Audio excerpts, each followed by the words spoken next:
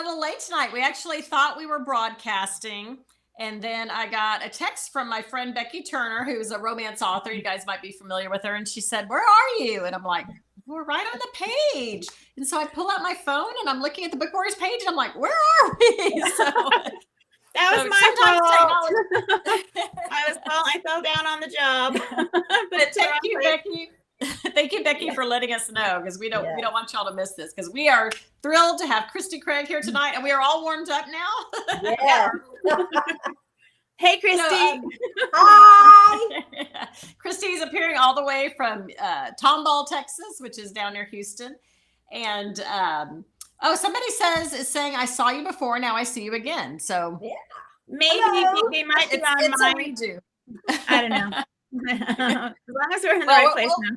We'll repeat it for anyone who didn't see. So Christie and I met, it was probably 2007 or 2008. It was before I got published or even had a contract. And I went down to speak to her romance writers chapter on taxes.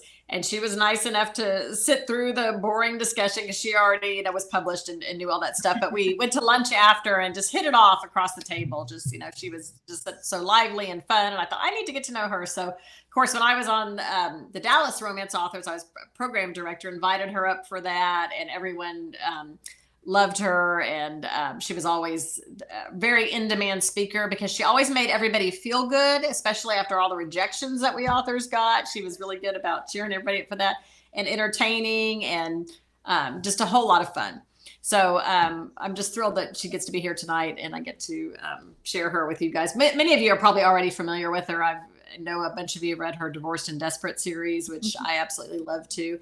And so tonight, this one, as you guys know, is a little more suspenseful. It's still has a little bit of her humor sprinkled in there, but definitely more to the suspenseful side and the romantic suspense side. So, we hope you enjoyed having a little break from the cozies and kind of get your gut twisted tonight. So Christie, Tracy Hartman's on there too. She says hi again. So she must have been able to see us too. So, I'll ask you to repeat what you said earlier, just in case anyone missed it, though, about your career trajectory, how you started with it was Silhouette, right? Yes. Romance. Silhouette romance.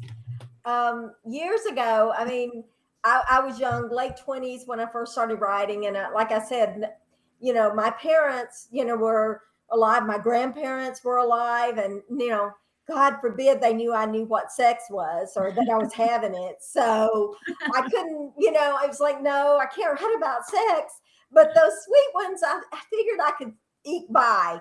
And so I wrote the first, romance without the sex. And then I couldn't sell a second book. It took me years to sell another book. And I started writing actually for freelance, just doing short stories and articles, or doing photography. And so took that route. And it was years before I decided to try to write again. And by then, I had 2 kids, and I figured they know I've had sex, so I can write about it. And so I wrote a romance and just absolutely loved it, and let my humor go, because the first book I don't even consider it my voice. It's really weird, because I do not think it is my voice now. I look back and read some little bits of it, and I go, who wrote that? But I guess I was growing and learning as a writer. And so the humor voice came out, and it was humor that I was afraid no one else would appreciate at first. It was like, like I said, I come from a family. We were crazy growing up, and it was the kind of humor we shared. We were the type of family, we had family meetings in the bathroom when Daddy was going to the bathroom. We'd all just run in there and sit around and talk. Daddy would go, Captive audience. It was, so the humor in our house was different. And so I kind of just let that go. And I enjoyed writing the humor and suspense. That's something, even my more humorous books, everything I've just about always written had suspense running through it, because there's something about, being afraid and fearing for your life that I think brings out that page turner. You just, hold your breath, and that's what makes you turn a page. Yeah, it's that visceral response. Right. Mhm. And the juxtaposition too of the humor and the suspense in like your divorced and desperate, Right. you Right. know, No that, matter what, humor, I mean, I feel like humor got me through I've been through some dark times, with my husband having a transplant. And I mean, we've been through some very dark and scary times, and humor got us through. Humor got me through even growing up. That was what we laughed. I mean, we laughed about the craziest, silliest things. And sometimes they were so not, I won't call it inappropriate, but just in a way that you didn't expect it, and it was needed. Like at my I never will forget my aunt's funeral. It's one of the hardest things I've ever laughed about was at my aunt's funeral. Her and her husband had been married and divorced 4 times to each other. Okay.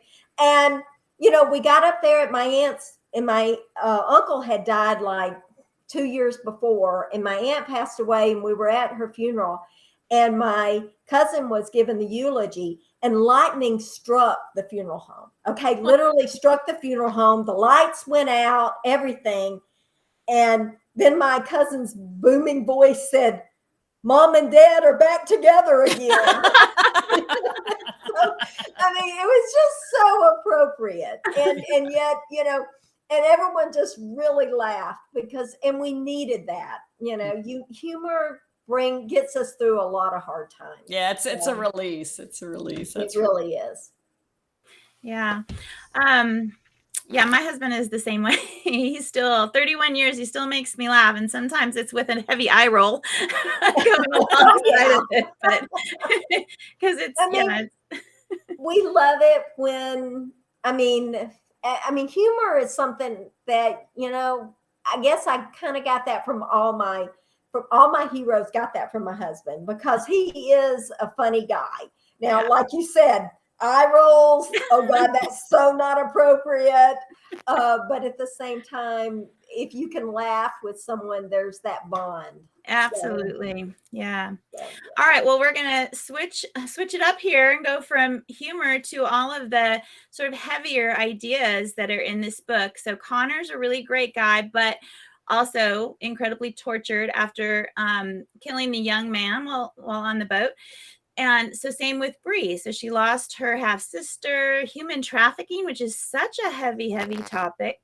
And so they both have suffered really intensely. So especially given how prone you are to humor, how was it to go that dark and write something that challenging? I guess I got a dark side inside of me too. I don't know. I do love, I scare my husband because I watch all those shows at night, Cold Case and murder shows and Pure Evil and stuff like that. I enjoy, understanding the mind and how it works. And so writing the darker was, I don't know, I really feel like characters need trauma to be interesting. I mean, really find me a character that's perfect, that doesn't have anything they're overcoming, and I'll probably find you a book I didn't enjoy. Yeah. Because I need that conflict. I need that tormented character to get over something, because I think we all in a way have something.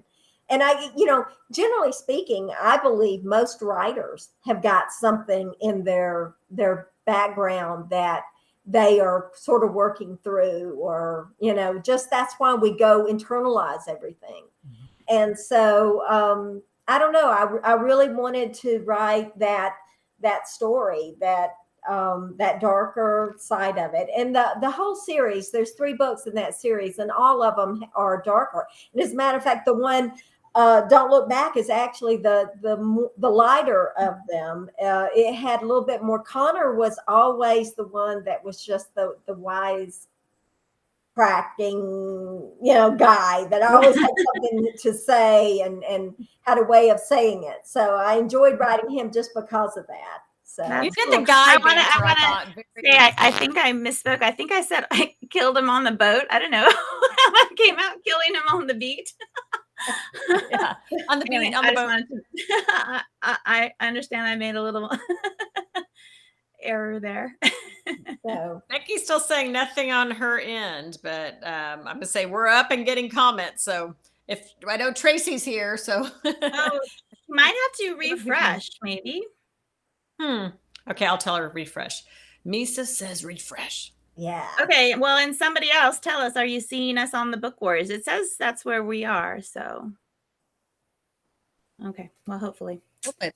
Well, I will say too on this note about, this book being dark, it didn't surprise me at all that you had them all kind of achieve sort of forgiveness, even if self-forgiveness.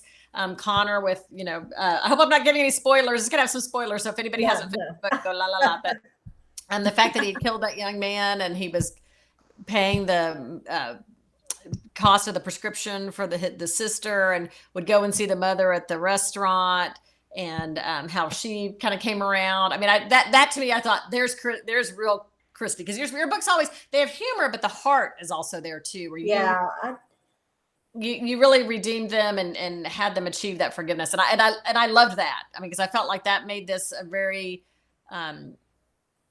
well done story, and where you could leave it feeling okay, feeling good. Life is hard, and I think real life is hard sometimes. But I feel like in the fiction and in real life, sometimes things don't always get. I don't know. We don't get all those ends tied up, those loose ends all tied up in this pretty little bow. But in fiction, you want to know your characters. I mean, you're leaving them. You want, and that's their story. So let's leave it happy. And you want them to know that they do achieve that forgiveness and they've moved on. It's important. I mean, the characters, I think, all my characters have got something they're hiding from, something they don't want to admit, something that hurts them, something they're trying to let go of. And so I really enjoy writing the tortured character who also can laugh, because humor gets rid of that part. It helps us deal with the hard stuff. Well, it gives them so much depth. It gives the characters so much depth. It makes them so much more interesting. Well, aren't we all, in a way? We've all got a little bit of that in us. We don't, I think we write, a lot of times I think we write, people ask you, well, is this something you lived through? Or is this something, how did you, come up, I don't really go out and kill people, and I write about people dying. You don't? No, well, not that I'm going to admit on here, but I think that, I think we all have that pain in us, and we hear about things that upset us. We read about things that go, that upset us. And I wanted to take this book. I don't ever feel like I'm trying to preach to someone or teach somebody anything when I write a book, but I wanted people to see some of the effects of, like you said, human trafficking. I mean, that just is so terrible. And I wanted people to see that it was a little bit about it and that it was happening, just to bring awareness of it. And I wanted, and how today, I mean, even this book was written before the George Floyd, everything, and the cops and all the, problems with the cops. But it happens. I mean, and I wanted Connor to be a human and to feel what it was to have taken a life, even though he did his job. And at the time, of course, he didn't know it was a young kid that was shooting at them. But I wanted him to feel that pain, because I can only imagine what that would feel like. One of my, usually reviews don't upset me that much, even if it's a bad review. I feel like that's their opinion, or sometimes I could even learn something from it. But one review that really kind of irked me was someone that it was in my law enforcement book, and they said, "Oh, this cop isn't tough enough. She got all upset about something." And I thought, do we really want police officers that don't get upset? Right. We want them to think about what they're doing. We want our doctors and teachers and everybody else to think about what they're doing. They need to have feelings. They need, and I think that when they stop caring and stop feeling, that's when they need to stop being a cop, Mhm. because to Yeah. me, that's when it's dangerous. And no, you want them, they're human beings. They've got to feel, they've got to hurt. And, I really wanted to show that side of the job that I think would be so hard. And, he was doing the right thing, but it's never easy. So Yeah, even I when they're really wanted that. well, one thing I really liked was the mole, because I kept trying to figure out who it was and I did not get it right. And the way the I that played wrapped with up that was one. like, yeah, And I mean, there was a few seconds there where I was like, what? who is But it? I think that was a horrifying but realistic situation. That's scary too. You think of places where there's even more corruption and where people can't be protected, and I think there's people in law enforcement forced to do horrible things because there are threats to their family or things like that. Right. So I thought you did a great job with that. So how'd you come up with that idea? Is that just something that just popped into your mind? Or I wanted my heroine to be desperate, and I wanted her to have to turn to my hero, like we always do. We want them to have to be in that situation that there's only one person that can help them, and that's the hero. And so I kind of thought, how can I do that if she's got all these connections and she's got other people to rely on? So I thought, how can I take away the people she relies on the most? And the only way to do that is to make her not trust her own people. See, and I should have been able to figure out that was the little tinkering that was going on there. Yeah, but that was a clever device.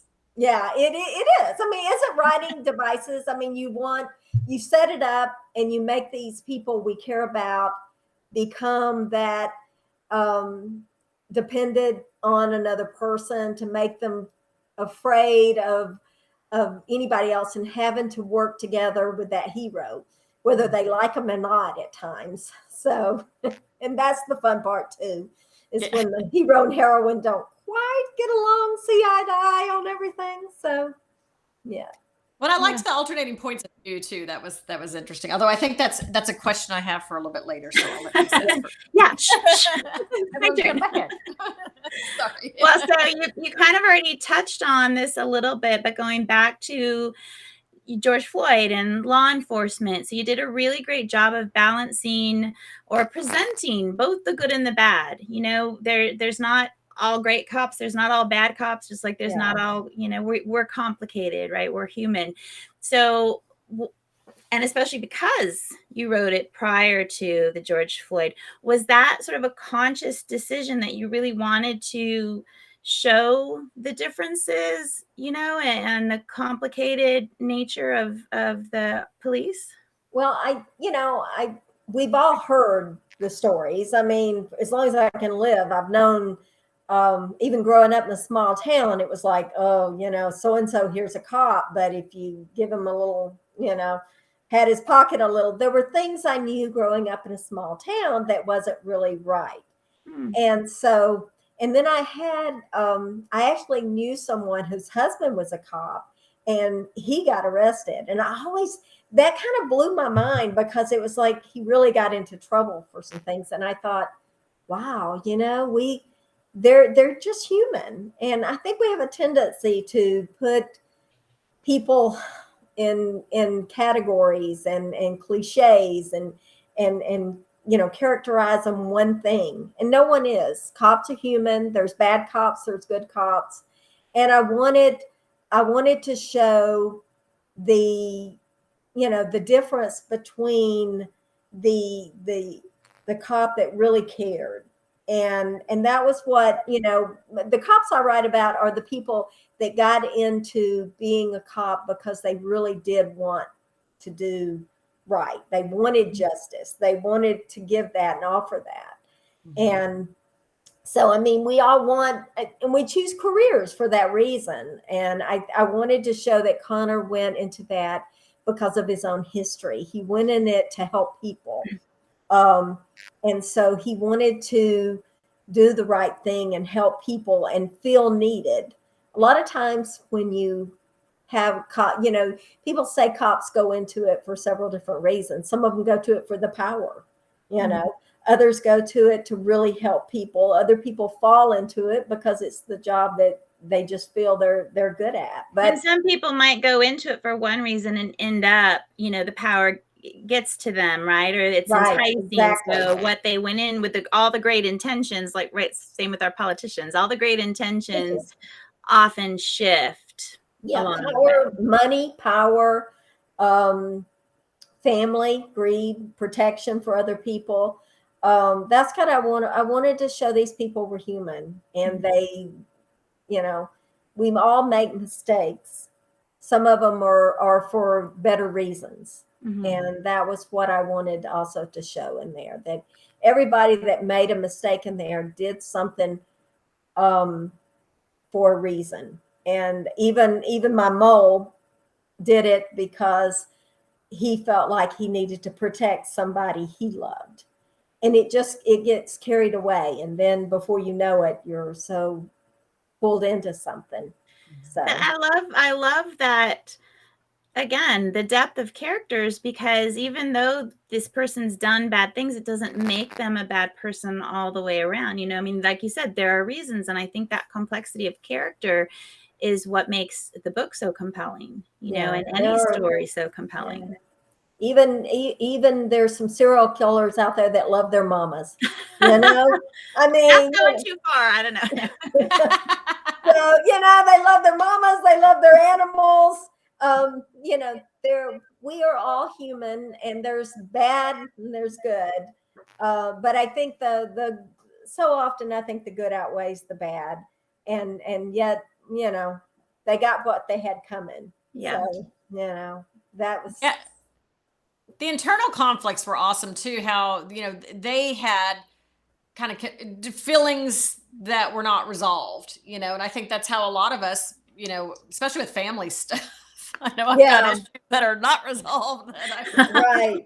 We're all partially dysfunctional, and I wanted to show that you had, both those characters in there, my hero and my heroine, really had to come together, and they saw the similarities. They both knew that each other had these things in their past that they were trying to overcome. Yeah. And they reached it different way, and they dealt with it in different ways. Connor was one that, because of his issues in his past, he was determined not to let anybody get close, not to love anybody. And Brie was more like, she wanted to love people. She wanted to bring people in because of it. So they just dealt with the situations differently. So I have a question. She had a hard time. I have a question that's not on our list of questions, but I wanted to just interject here. So in terms of your writing process, I'm just curious how much of those internal conflicts of your characters you plan out ahead of time, or do they evolve as you write them and some of those conflicts materialize or heighten or, develop as you go? Well, I'm a pantser, complete pantser. And, unfortunately, a lot of these things, I'll write something and I'll go, oh, that's so cool. And then what are you going to do with it? How are you going to deal with it? And how are you going to use this? And so you have to try to go in there and get into, and that's how things get bigger and bigger and bigger. That's like a sponge story. Woo. Yeah, they just kind of blow up. But no, I am a pantser. Now I will know my characters, a lot of my characters' internal issues. I knew what Bree's was going in. I knew she had a lot of angst toward her father, and I knew she had a lot of angst and guilt for not doing more to help her sister, not realizing that things were really bad with her sister. Mm-hmm. So there was that, but at the same time, and I knew Connor had, was someone that pushed everybody away, because when he was going through his trouble and pain about having killed a child or a teenager, he was, he felt like people turned their back on him. So in a way, he was doing the same. So anyway, they're just, all the three tops in that series all have something in their past they're dealing with. But like I said, I think most every book I write has something in that past. And if anyone isn't familiar with the term pantser, that's one that's kind of writing lingo, but it's somebody who writes by the seat of their pants. Writers, either plotters that plan everything out in advance, or pantsers who just sit down and write. And both processes are equally valid. Somewhere in between. Too. Yeah, some do it in between, and I had an argument with my agent recently who said, "Well, you're not a pantser. You know all this stuff going in," and I was like, "I know certain things, but I don't know everything. I knew their internal conflict, but I didn't know how everything was going to come up. I didn't know, I didn't know who the mole was at first." A lot of people say to me, "Oh, you know that?" No, when I was writing my young adult and it was a love triangle, I didn't know which boy was going to win. I mean, see, I can't imagine writing like that. Yeah. See, no, and I think it hurt me because my problem was I made them both so good that everybody loved it, and so you think, and I want to write, I want to write books that surprise the readers. And so my editor, Rose Hilliard, that was with St. Martin, she used to say, "I really like the fact that you don't know some of this because the reader doesn't know it then. The reader can't figure it out because you don't know it." And I'm thinking, well, that's one way of looking at it. That's interesting because, I've had some issues with my books that I've caught in editing where I've accidentally telescoped something, early on, where I'm like, "Ooh, she doesn't know that yet," or "They don't know that yet." But when I'm going back and I forget exactly what page that's revealed on, then I'm like, "Ooh." So that's like, maybe I should try to be more of a pantser so that I don't do that. You don't know. It's so freeing. Yeah, I mean, I actually wrote one of the Divorce Desperate books. It was Divorce Desperate and Dating. I didn't know who the villain was all the way through it and then I thought I did, and I got to the end and decided everybody thinks it's that person, so I got to change it. I've done that too, Christy. Yes, and then you got to go back and rework. You want that? I want the reader, and I'm thinking when I'm writing this, I'm thinking, does this mean the reader thinks this? Good, And then I think, well, when I'm writing it, I'm thinking, getting close to them figuring out, and I know who it is. I'm wondering, am I giving too much away? No. Do I make this person look completely innocent, or do I make them look a little more guilty? Because, if I make them completely innocent, I think the readers will go, "Oh, that's him." So you've got to do that balancing act of who's guilty and who's not guilty. And you can't let someone be completely free of any suspicion, because then the good reader will go, "That's who she's doing that." Yeah, she's hiding him. Yeah. So I loved how you did kind of the alternating points of view here. We got in Connor's mind, we got in Brie's mind, because I feel like that just really, seeing the conflicts that they have, or they think they have, but you're kind of going, I think they can work this out if they'll just talk and communicate. So I just love that. So I guess do you have fun with that? Is it hard for you to switch those? I do. The young adults was written in one point of view. My Shadow Files was written in one point of view. And I thought I would have a terrible time doing that. When I was doing that, I found a way. It taught me, I become a much better writer writing in one point of view, because then you had to make your character really study and understand the other people. There had to be this other different layer of communications and insight that but I found that I love writing the dual point of view because it gives you more conflict, more suspense, because if a character says something and the other character thinks something different, I mean, that immediately goes to conflict. And I don't think readers pick up a book and go, "Oh, I hope this one has a lot of conflict." But I always tell the story of, if I go talk to a lot of teen schools, and when I'm there and I talk about conflict, one of the things I tell them is like, if you're sitting in the lunchroom and there's a group of people on this side of you and they're saying, oh, I'm going on a date Friday night. I've got an A on my test and everybody loves me and my parents are going to up my allowance $5, and over here you got, did you hear the principal is sleeping with? Did you see the cops come in, to the school? Did you see whose room they go into? Which conversation are you going to be listening to? You're not going to be listening to the everything's perfect. You want that conflict. You want something, that struggle on the page that keeps you reading to think, is it going to work out? So that conflict is what really makes it. And I think the dual personality, and I love writing men. I love thinking how guys think. Of course, I know my men don't think like real men do, because I couldn't, I wouldn't write that. So, but it's good to be able to write something really just out there, blunt, and how men think and how men, their thought process is so different from ours.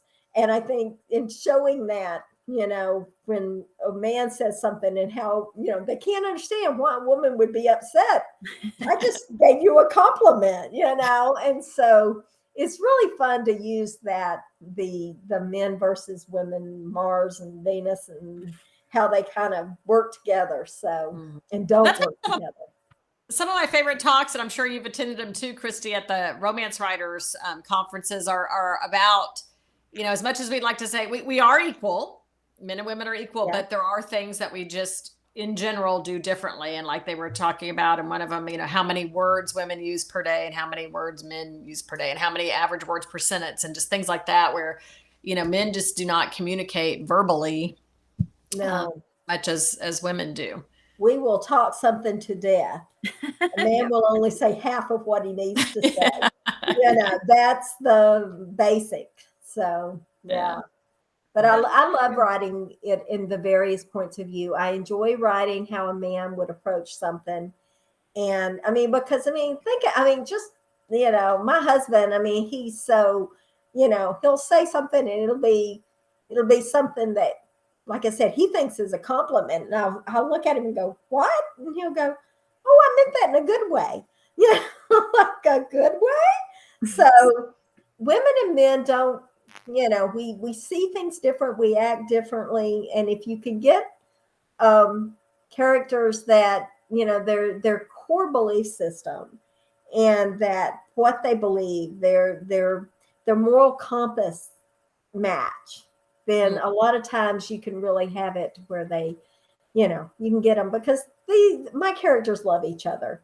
I love, I tell people, I know that characters fall in lust a little bit before they fall in love, but always the love. They see things in the other person that they respect and they admire. And in this book, Connor, he was just mesmerized by her. First of all, she fooled him all this time because he's thinking she's somebody else. And when he learns the truth, it's like, he's mad because she fooled him. She's not who he is. Yeah. And so I love that, seeing them, I love that she had that edge over him a little bit too. So. We have a comment that loved Mark's advice to Connor about what to give Brie. Yeah. I did too. Yeah. A tampon, go buy her tampons. If you can go buy a woman tampons, she thinks that's the greatest thing in the world. You're proving your love. Yeah. I kept going, what am I going to put in this purse? He gives her this purse, but what all is in it? I loved how the pancakes too kind of became a metaphor, as they're eating pancakes together, and it's warm and it's comfort food and all the syrup. Yeah. It was almost like the more syrup, the more they were getting sweet. And one thing I always do, food is so, just look at me. Food's important to me. Okay. It's like you want and food is something that we all share, and I use food just about in every book because a character has something that they both love or they both hate, or one loves and one hates or something. And that the whole food thing, I mean, that scene when they first went to that diner and she starts eating off his plate, to him, because he was wanting to get closer to her. He was just, at that point, she was pushing him away, and he was just aching to let her become part of his world, for them to be in that same couple. And when she started eating off his plate, I tried to show how that made him feel so good. She's eating my food. Good. Here. Good for him for not getting mad about it. Because I remember this guy I dated in college. Well, he did, to his credit, he did ask me before he ordered a pizza. I'd already eaten one night and he got off work late or something. And we went to this pizza place. He's like, "Are you going to want any?" And I said, "No." Well, of course, when it comes, Yeah. my mind changed. He's like, "I asked you if you wanted one. I would have ordered a bigger one." And I'm like, "Okay, this is not going to work." Not read my mind. Know that you should have ordered a bigger pizza. It's like, give me, I mean, my husband and I, we share food all the time. And so, and I see people go looking at him when he'll reach over and grab something off my plate, but it's, I don't know. It's just mine. What's mine is mine. What's yours is mine. We share. Mine is yours. So, so it's, but I think that's and the fact that she liked pancakes, and he really wanted to find that time, and he used it as his pancake buddy tonight. We're not, I'm not here for anything but to cook you pancakes, and that's what we're going to do. And so that a lot of people that have mentioned it talk about the pancake scene, because the pancake buddies. And that's, because I use the way people can, how many times have you ever met someone and you're trying to think of a gift for them? And it's hard because, trying to find something that somebody likes. And the more time and effort and that feeling you get when you find that perfect gift for someone, because you just know they're going to love it. And that's what I do in these books. I have my characters say, what is it can I give her? What can I offer her that is just going to make her day? And for him, it was something as simple as bringing her and making her pancakes. Mm-hmm. So it's like understanding the love language. Yes. Yeah. Yeah. So I wanted to talk about, and again, we already touched on this a little bit, but the idea of, or the theme of forgiveness, specifically self-forgiveness. And there's a lot of psychology behind that. And so, I'm just curious how you go about creating the scenario where you can get to that self-forgiveness, because there's a lot of internal development that has to go on in the psychology of a person to get to that point. Right. I think, first of all, if I could do in another life, I would be a psychologist. If I could have one degree hanging over my head, it would be psychology. I love understanding people. I love understanding how the human mind works. And so I think that characters, I mean, we've all gone through this life and we've all had things that we look back and we say, "Oh, I wish I would have. I want to change that." Or, something happened to you. And getting over that, it's this hard, it's about, I think we have to meet the problems head on in a way.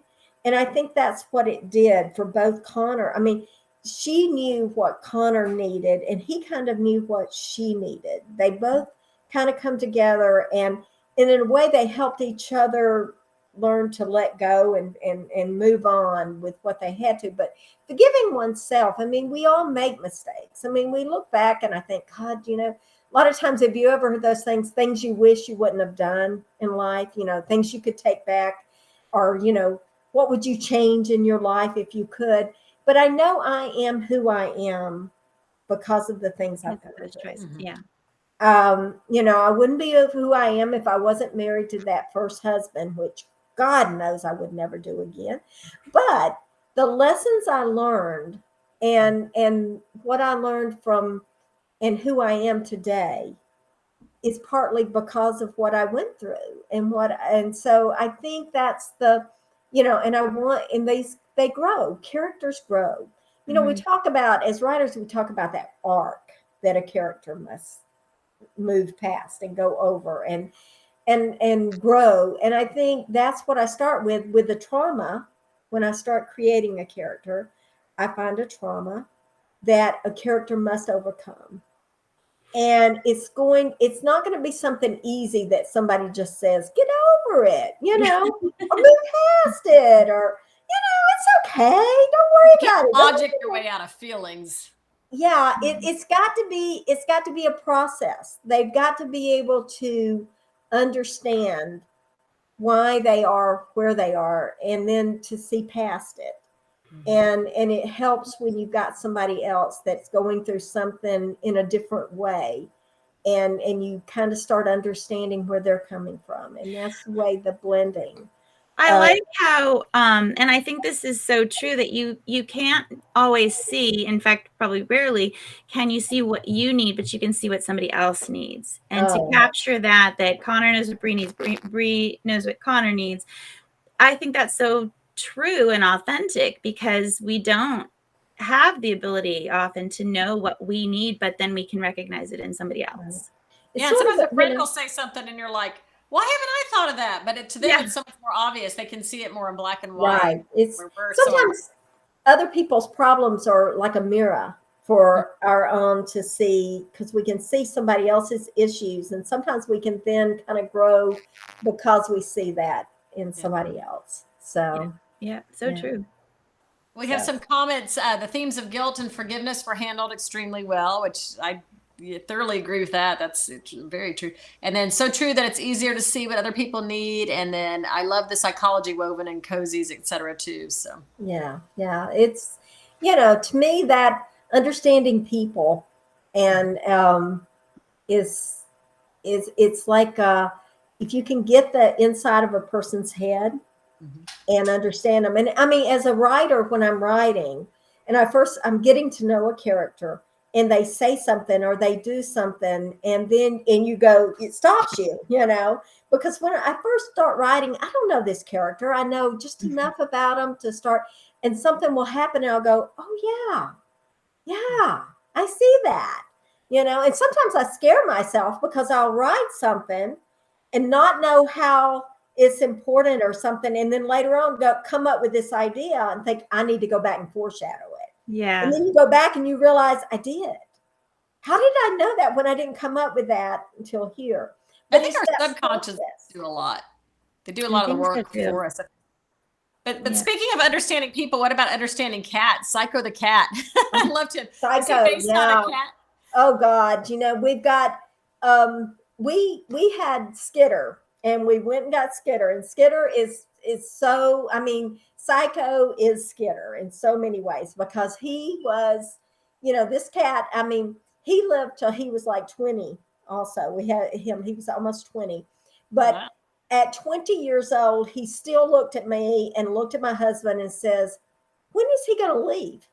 I mean, why do you let him come in here? I mean, he was, and this cat, he would let my husband and my kids touch him if he was in my bedroom, because that was his safe room. But any other room of the house, he did not want anybody to touch him. And I mean, he would, and I had one cat that was a red tab, an orange tabby or a red tabby. And the doorbell rang, he ran to the door. If the doorbell rang and Skitter was downstairs, God forbid you're in between him and the stairs, because he will climb over you, claw you, whatever. And my daughter got clawed all the way down the back, Oh, wow. And yeah, I loved Psycho. And as a matter of fact, some of the reviews, a lot of the reviews and readers have sent me notes saying, "Oh my God, I love Psycho." It's like he was, and I love that scene because Connor is not really a cat person that much at all, and yet he knows how much that cat means to Brie. And when that cat runs out and he has to go find that cat, he does not give up. And he finally gets this cat. But of course, picking up a cat that's almost feral, as we all know, is dangerous. And he come back and he had scratches head. I mean, that cat clawed him up everywhere. And he looks just bedraggled when she comes in and he's all scratched up. And she's like looking at him and he's got scratches everywhere and he's bleeding. And he thinks, I hope it's your cat. If not, you got one that looks like it in the bathroom. You know? I have to say that's when he won me over, and I think that's when he really won her over too. It's like, okay, Right. he's willing to do that not only for her but for the cat, to make sure the cat was safe. And I'm like, he's got a Yes. heart. All that. Yes. And you've got to have that. You got, I mean, he went out of his way, and that was something I think, I've always heard, animals and pets make us better people. Period. They do. I mean, and they teach us so much. Oh, and I've always said there's a kind of a saying that, the harder to love an animal, the better story he'll fit in your story. Because if a character loves an animal that is unlovable, they're great. You've got to have an animal that is hard to love. And then the person that loves it is just really comes out like a saint. Special So, person. and that's what I wanted. I wanted, Brie to show she loved this animal that didn't have anyone. She felt like this animal didn't have anyone. And she felt so often growing up like a stray, not, her mother focused solely on her career. She lost her daddy and she had this stepfather that was into his career and not really that much of a stepfather figure. And she had that one, her Manny, as she called him. And so, I mean, I wanted to show she got this cat because it needed love, like she needed love. Yeah. And then here Connor comes along and this animal is just, doesn't like him and is crazy. And eventually he wins him over. And so, you can see even Connor deserved to be loved by Psycho. Okay, so let's go back to food, because all three of us love food. And Tex-Mex. So you're in Texas, the birthplace of Tex-Mex. Oh, yeah. And Diane and I were here in North Carolina, where Tex-Mex is not a thing, but my favorite restaurant is Chuy's, and we happen to have a Chuy's sort of nearby, which we go to. She's very nice to indulge me sometimes and go with me to Chuy's. So are you a big Tex-Mex fan? Oh God, I love Tex-Mex. And I'll have to tell you now, I don't know. I haven't been to Chuy's. Where you are. I've been to Chuy's here, but not there. But I have been just about everywhere, and nobody does Tex-Mex like Texan. Yeah. I mean, there is just something different to it. I'll go to some place and they'll call it Tex-Mex and eat, and it'd be like, I go to Alabama and I go to Tex-Mex and it's like, this is a Tex-Mex, Yeah. Well, what is this? So, there's my favorite restaurant here is called Gringo's, and oh God, I love it. Give me some fajitas and refried beans. I mean, that's just heaven. But yeah, Tex-Mex is, and every book, there's usually something. So yeah. When I read it in this one, I'm like, damn her for putting Tex-Mex in here. I want some queso right now. Yeah, guacamole. Give me some guacamole. Yep, I know. Is Gringo's a place that is Gringo's a place that has the really good spinach enchiladas, and I think it's blue on the outside. Oh, yeah. Okay, I ate there years ago when I lived. They have the fried avocados, chicken stuffed avocados. They were just like, I mean, it's a heart attack on a plate, but it is so good. And yeah. I think the good stuff in the avocado offsets the bad stuff of being fried, right? So. Isn't that the point? With all that queso on top, I'm sure it works. That's what we'll tell ourselves. Yes. Yes. Yes. Give me Tex-Mex though. Yes. Well, this has been really fun. Really fun talk, Christie. It's always so good to see you. So we'll end on this.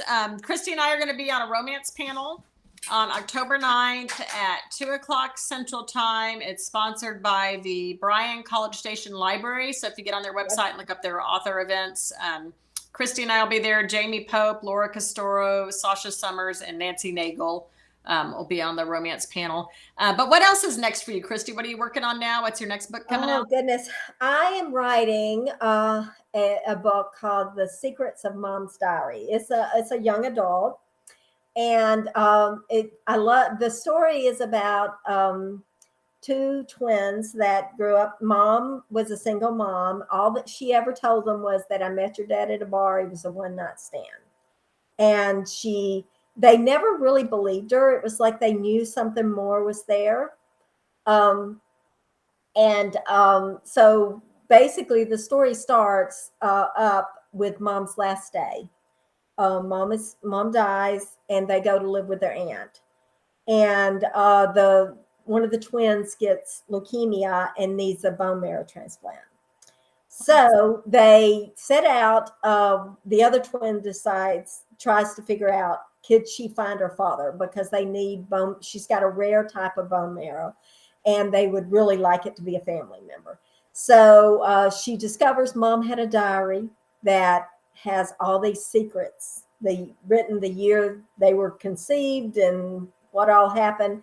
And it's a story about discovering all your parents' flaws and learning those secrets that you should never know.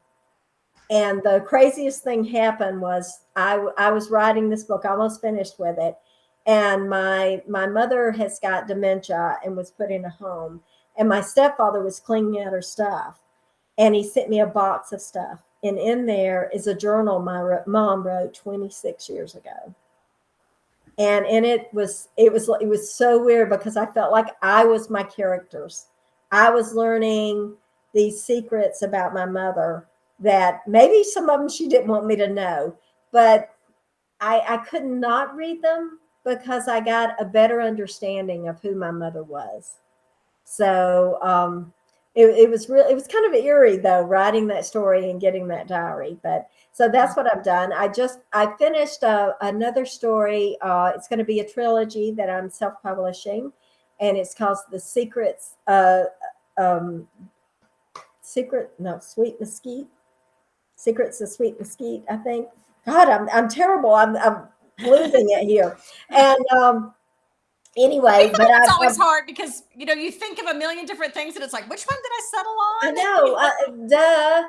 So anyway, and it's a trilogy, and I finished book 1, but I'm about ready to start. I'm almost done with I'm just doing some polishing to the young adult, and then I'm starting book 2. So I'm hoping to have book 2 done before I put up book 1. So book 3 will come only 3 or 4 months after the second one does. So great. Anyway, so I'm excited. I'm still writing every day, loving it. Don't know what I would do if I didn't have other worlds I could slip into. So exactly, especially this last year and a half. Oh, I miss going out. I miss being around people. I always said that I'm bi. I'm both an extrovert and an introvert. Mhm. There's part of me that just longs to be around writers and fans and talk writing, and then there's other part of me after I do that I got to go home and go into my cave and be alone for a while. I'm exactly the same. Yeah. But the extrovert in me is feeling very deprived right now because I'm missing all that, the book signings, the conferences, the hanging with my writing buddies. It's really hard. So well, because you were hopefully always we gave super you a active little on taste of that tonight. yeah, so it felt like I got connected a little bit. So anyway, and I don't know if everyone saw this on the post, but Christie is giving away a $50 Amazon gift card to someone who comments. So be sure to post a comment on the post that has this video on it. And when do you want to pick the winner tomorrow or when? I forgot. I think we talked about it. Whatever feels right for you. Yeah, we would keep it open a couple days so that people have a chance to look at a couple of days, and then somebody can get a a $50 gift card and get a lot of books, hopefully. Yeah. Maybe your backlog. Your whole backlog. Oh, there's plenty of those. all the divorced and desperate. I cannot recommend those enough. They're just Yes.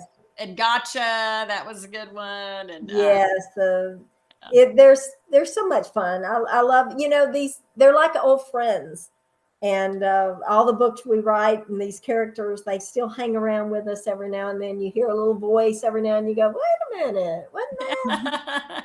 So what are you doing back there in the back of my I know. head? I thought I sent you we'll off also on the sunset.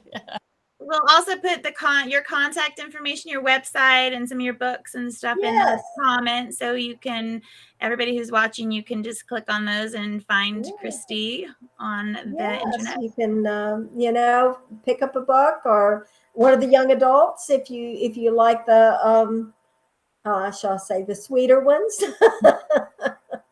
My husband loved that series because I remember when I was reading it and I had like laying on the bedside table, and I came in one night and he's reading it and it's like, oh, this is interesting how they get the blood. I'm like, Yeah. I'm going to tell Christy you're reading her book. Those are written as C.C. Hunter. Right. What was the name of that series? It was a Shadow Falls. Shadow Falls. Shadow Falls, yeah. It's funny, you talk about names. I mean, we always talk about that, but originally that was called Cold Creek Camp. And they said Shadow Falls is better.